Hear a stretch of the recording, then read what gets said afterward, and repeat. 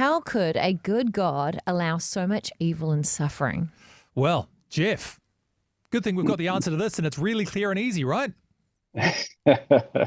Yeah, as I was reflecting on this one, I was thinking, where do you start with this? And the verse that came to mind is Isaiah 55, which is, my thoughts are not your thoughts, neither are your ways my ways, declares the Lord.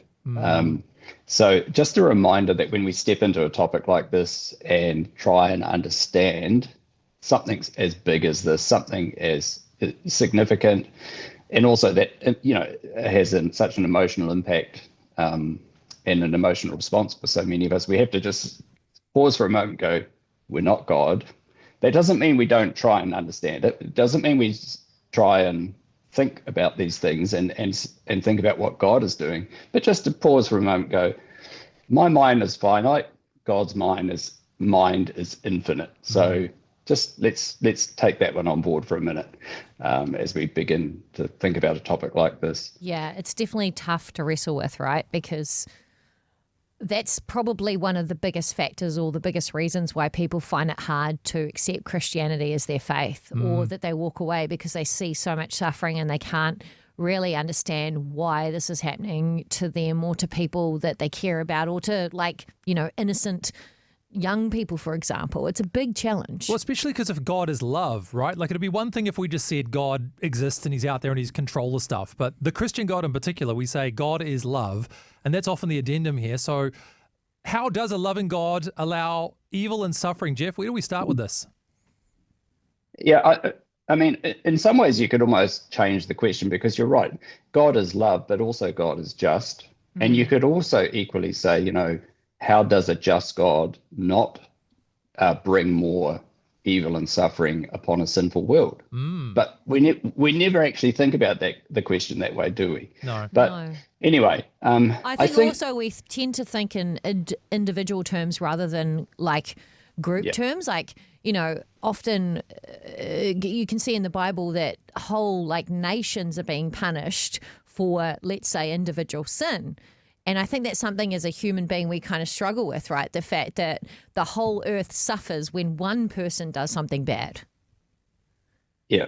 So what is our reaction when suffering comes? And I think that in a way, just as pain is a mercy, to us, that pain tells us we're inflicting damage upon our bodies, or damage is occurring, or a sickness is occurring.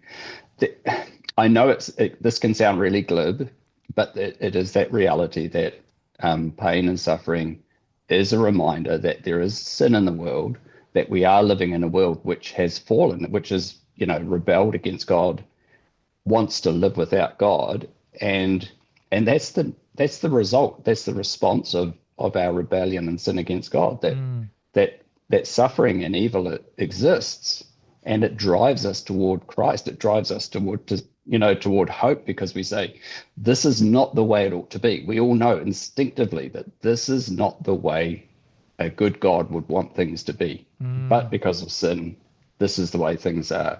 And there's a certain wisdom I think you need in answering these questions, because usually when somebody says this, they're not asking in an abstract theological context. Usually there is like a friend or a family member, or maybe somebody in their own life who has been through something awful. And so I've often heard there's the need to balance, yes, the logical element of this, but also with the personal, where we can grieve with somebody and acknowledge that, yes, you have the sense in you that the suffering that I'm experiencing is wrong, is absolutely wrong and shouldn't happen. And you are right to feel that way, even if maybe the intellectual reasons I have for God allowing it might not completely satisfy.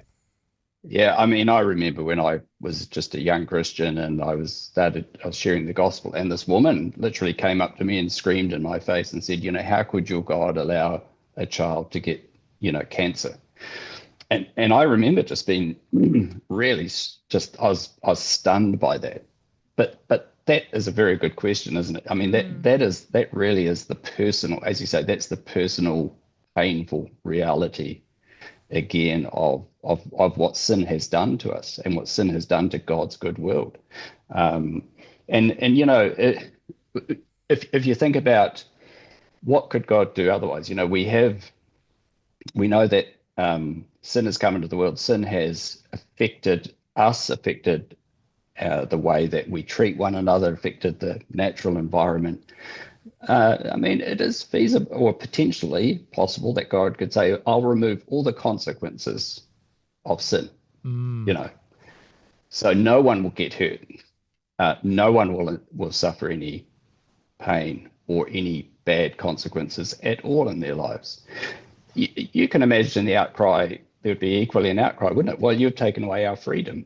You've taken away our ability to experience life and the consequences and the effects, cause and effect of life. So how do we kind of deal with this concept when we know that God is just, he can step in, he can intervene, but he also allows us free will? And what happens when someone's free will interferes with the well-being of someone else and causes a lot of suffering? You know, we know that God could step in and stop that car from going over the cliff because someone swerved to avoid a drunk driver, yet sometimes he miraculously saves people and other times he doesn't. Like, how do we deal with that and those kind of questions when people come to us? Yeah.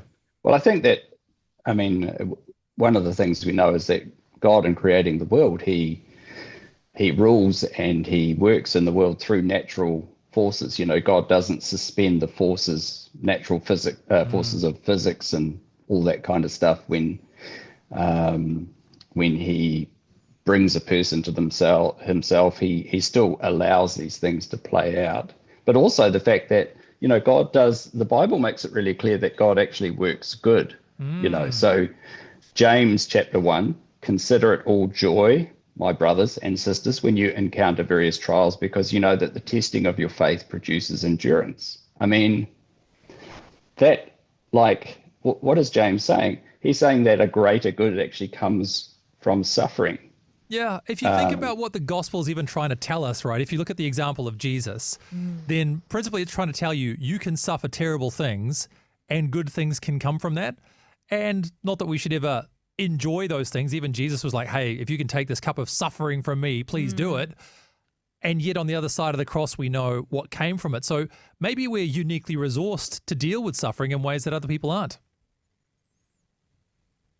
Yeah, I mean, the reality is that God does. I mean, so Paul says, I consider all the sufferings that I endure in this present time. And the Apostle Paul, of all people, he suffered a lot. We know that, he went through, we would say he went through hell, kind of. That's how, we'd describe it now. He said, none of it's worthy to be compared to what's going to be revealed, the glory that God is going to bring about.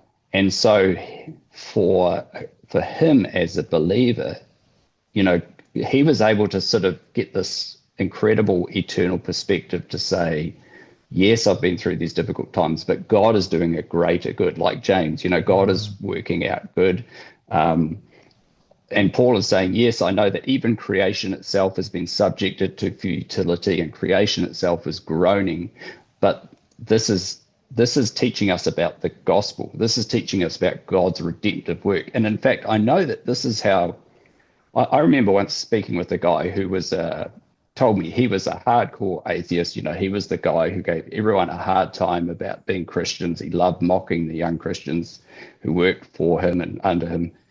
He said, and this was his attitude until his wife got really unwell.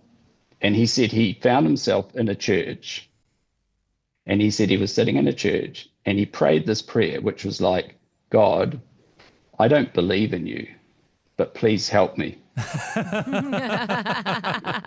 Yeah. So how can you explain that, but that was God's, and God did help him, and wonderfully his wife was restored. But, God used that for an incredible good. And he said, I would never want to undo that. I would never want to reverse that moment in my life. Yes, it was painful.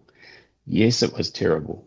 But God has brought this incredible thing into my life. He's brought gospel mercy. Hey, thank you so much for joining us as part of the Rhema whānau. We really appreciate your company. And if you'd like to check out more stories like that one, just click here.